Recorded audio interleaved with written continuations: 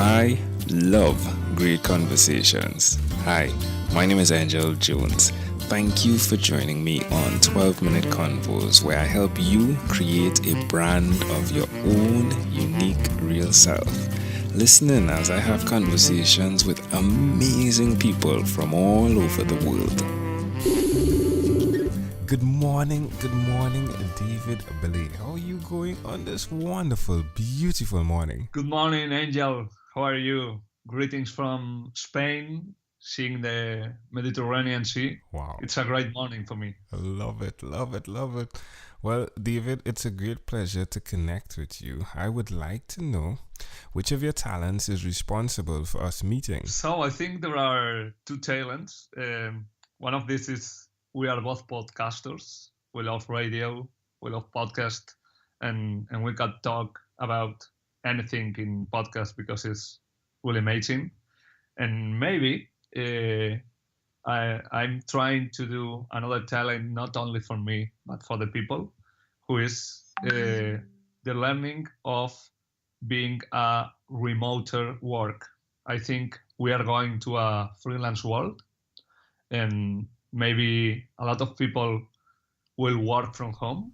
Yeah. But I think we have a problem because there is no education about it. And I'm trying to increase the people who are doing it and can, for example, stay with the family like me today. Yeah, that's amazing. You're the knight in the shining armor for the stay-at-home dad, right? Or the work-at-home dad. David, please tell us the name of your podcast. I have 2 or 3 podcasts right now. There is one for our radio named Marathon Radio, talking about Paralympic Games, who is Aros Olímpicos. And I'm trying to do a podcast for January named Follow the Full, where I want to talk with the great number 3 or number 4, not just the number 1 in the world, because I think it's so important to put in a great value the people who is not the best, but is helping the best people to be like this, the best one. Yeah, I totally agree with that, and I can imagine the fun that podcast is. Oh, It is, right? I hope interviewing you.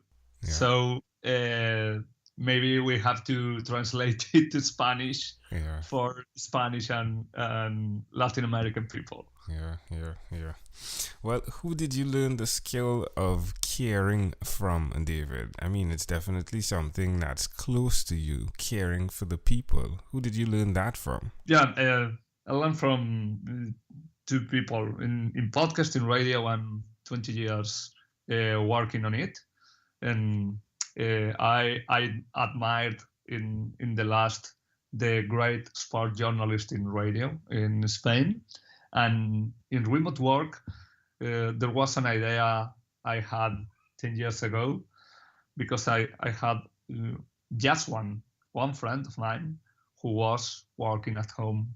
His name is Paco Gisbert, and he inspired me to make that thing right now.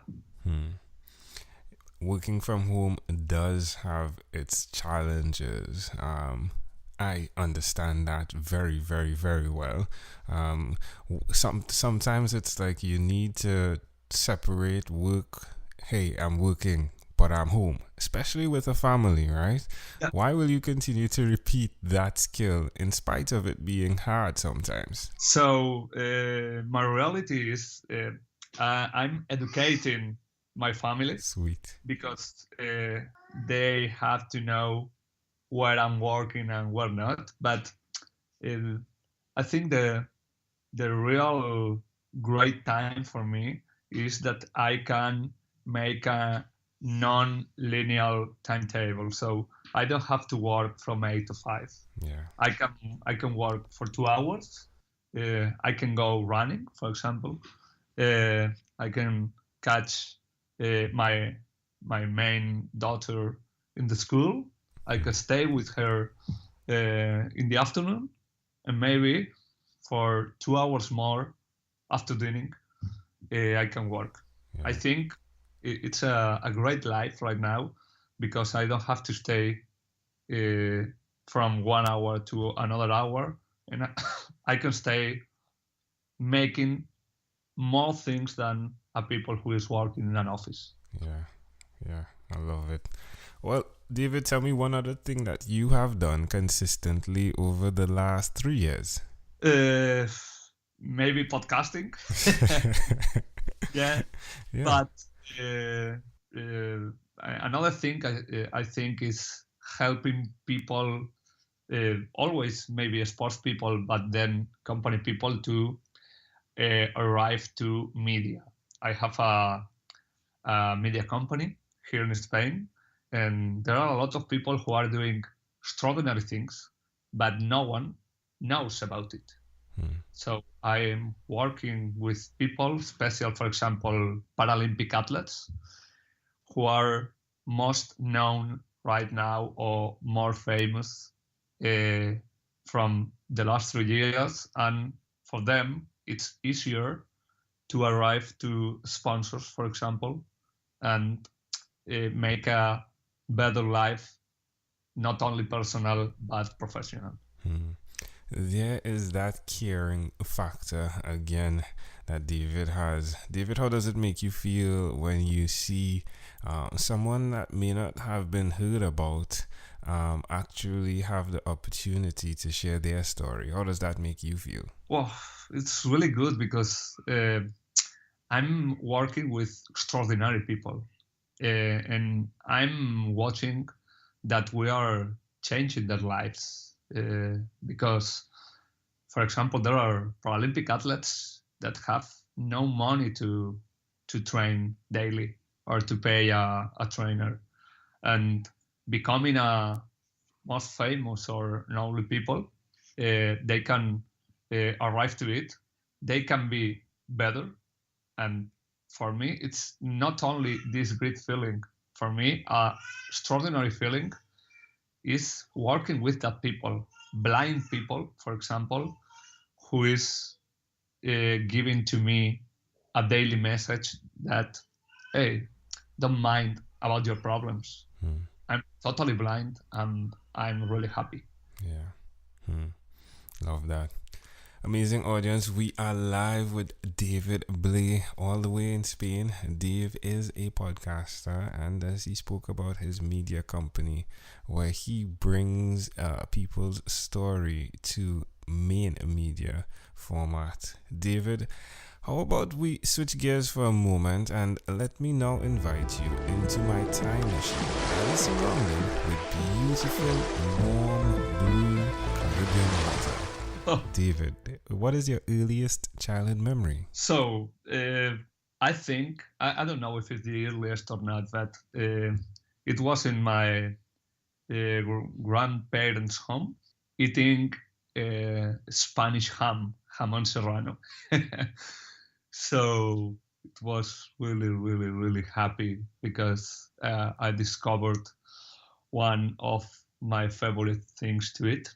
And it was really happy because I was with my grandmother and my mom. Yeah. And it's, I think, if not the earliest, one of the earliest childhood memories. So you said you are Spanish, and then you said a word that started with H. What was that word? Spanish hamara, you said? What was it? Yeah, it's Spanish ham. It's Spanish jamón serrano. Yeah. So this is what you actually humming like that type of hum? Maybe in 10 minutes, yeah, because I'm looking for it. I'm really hungry right now. It's 11 in the morning here in Spain, and it's a great hour to arrive for a ham sandwich. Oh, sweet. So how old do you think you were? Maybe I was 4 or 5, because I can't remember if I was at school. I think so, but it was really, really earlier. Why do you think this memory is so clear, David? Because of the ham. I can't remember perfect the taste of that thing. Wow. Well, can I offer an interpretation to the thought picture you created in my mind? So, Yeah, I can. So I think that earliest childhood memory represents the fact that in every story there is some harm.